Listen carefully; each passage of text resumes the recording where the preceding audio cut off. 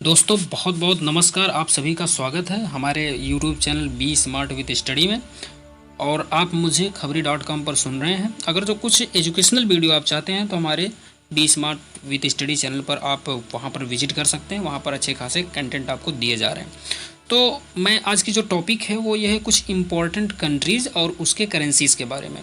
तो सबसे पहले ये मैं बता दूं कि यहाँ पर कुछ स्टूडेंट्स को या कुछ लोगों को जिनको ज़्यादा जानकारी नहीं है करेंसीज़ के बारे में, तो वहाँ पर सर कुछ डाउट होती है और उन्हीं डाउट को मैं लाइट में रखते हुए मैं उस पर बात करूँगा, क्योंकि कुछ डाउट से इससे संबंधित होती हैं करेंसीज़ को लेकर के, तो उसके डाउट को मैं ज़रूर क्लियर करूँगा।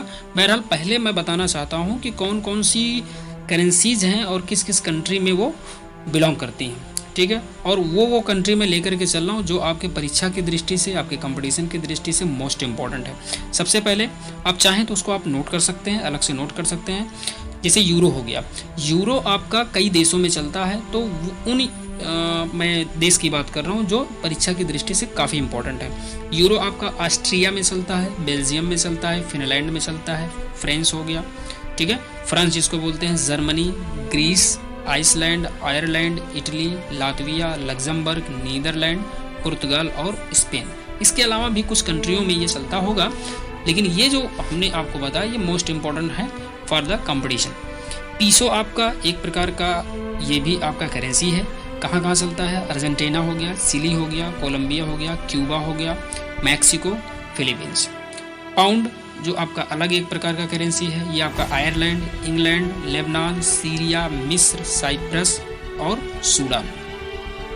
रूबल जो आपका होता है ये बेलारूस में चलता है, रूस में चलता है, लातविया में चलता है, मोल्दाविया में चलता है और आर्मेनिया में चलता है।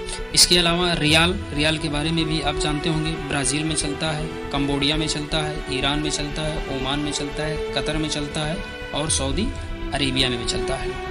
ये जो मैं बता रहा हूँ आपको, ये सब आपके कंपटीशन के लिए मोस्ट इंपॉर्टेंट और आए भी हैं, और एक नहीं कई बार आ चुके हैं। दिनार आपका हो गया, जॉर्डन में चलता है, कुवैत में चलता है और इराक में चलता है।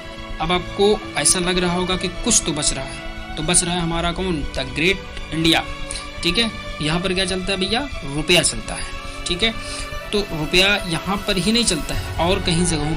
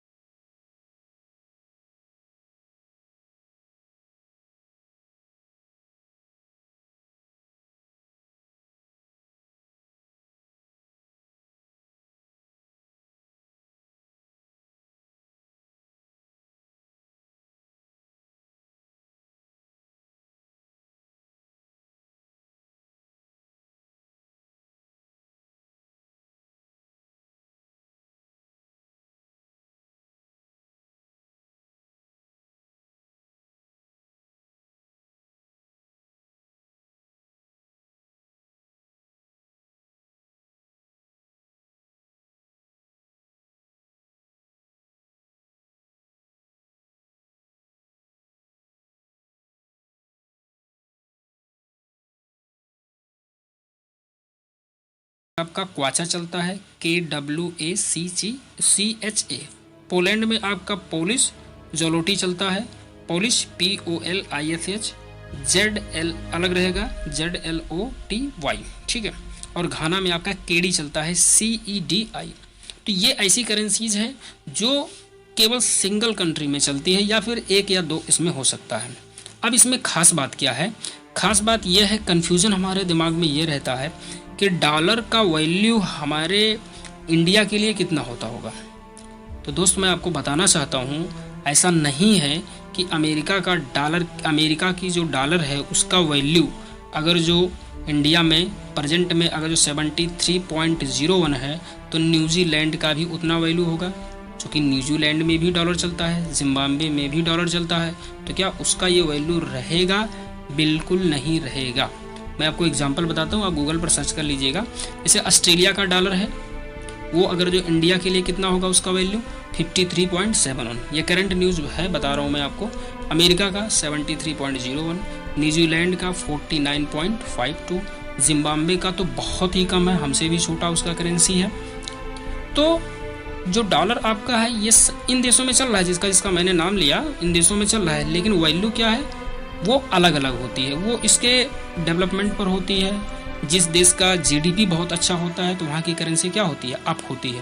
ये नहीं कि डॉलर हमने लगा लिया तो इसका मतलब हम अब ज़्यादा हो गए, ऐसा कुछ नहीं होता। एक एग्जांपल और मैं देता हूँ, पाउंड का एग्जांपल देता हूँ। अगर जो यही पाउंड अगर जो आपका इंग्लैंड का पाउंड है तो इंडिया में आएगा तो वो 97.65 होगा। सीरिया होगा तो सीरिया एकदम बिल्कुल भ्रष्ट आपका कंट्री है जीडीपी के मामले में, तो इसलिए वहाँ की वैल्यू कितनी है 0.154, यानी हमसे भी काफ़ी, यानी हमारा जो वैल्यू है, हमारा अगर जो 1 रुपया होगा तो उनका कितना होगा 15 पैसा होगा, समझ गए। तो उनकी जीडीपी क्या है बिल्कुल ध्वस्त है, इसी वजह से उनकी वैल्यू जो है उनके पैसे की वैल्यू, उनके पाउंड की वैल्यू बिल्कुल कम है। सूडान देख रहे हैं 1.32 है। रियाल की बात करेंगे तो ओमान का जो रियाल होगा वो इंडिया में अगर जो 1 रुपये है, ओमान का 1 रुपये है तो यहाँ पर 189.47, जबकि ईरान का अगर जो रियाल है तो काफ़ी कम है, बहुत ज़्यादा कम है। ये कितना का ना आप अंदाज़ा लगा सकते हैं 0.0017। सऊदी अरब का अगर जो है तो 19 रुपये 45 पैसे होता है, यानी 19.45। कतर का है तो 20.03 होगा। तो हमें उम्मीद है कि आपका जो डाउट होगा वो क्लियर हो गया होगा। ये डाउट मुझे भी काफ़ी दिनों से था, तो ये डाउट क्या मैं क्लियर किया उसको मैं फिर से रिपीट कर देता हूँ। हमारे मन में क्वेश्चन ये आता है कि जो आपकी करेंसीज होती हैं वो जब इंडिया में आती हैं तो उनका वैल्यू क्या होता है, तो इसका कोई डेफिनेट आंसर नहीं है। इसलिए करेंसी का यहाँ पर बिल्कुल मतलब नहीं है, यहाँ पर कंट्री से होता है। अगर जो कंट्री आपका ज़्यादा डेवलपमेंट होती है, उसकी जीडीपी ज़्यादा होती है, तो डेफिनेटली उसका जो वैल्यू होता है वो दूसरे देशों में ज़्यादा होता है। तो इसका मतलब यही हो जाएगा कि अगर जो अमेरिका का डॉलर, अमेरिका में डॉलर चल रहा है, ऑस्ट्रेलिया में डॉलर चल रहा है, न्यूजीलैंड में डॉलर चल रहा है, और भी देशों में डॉलर चल रहा है, तो इसका ये ज़रूर नहीं कि अमेरिका के डॉलर का जो वैल्यू इंडिया में होगा वही ऑस्ट्रेलिया का भी होगा। तो आप एग्जाम्पल से मैं आपको दिखा चुका हूँ, तो उम्मीद है कि आपका कन्फ्यूज़न आपका दूर हो गया होगा। तो इसी तरह से आप हमारे साथ बने रहें, जुड़े रहें, और हमको सब्सक्राइब आप कर लें और लाइक भी कर दें, और इसी टाइप की वीडियो हम आपको प्रोवाइड करते रहेंगे।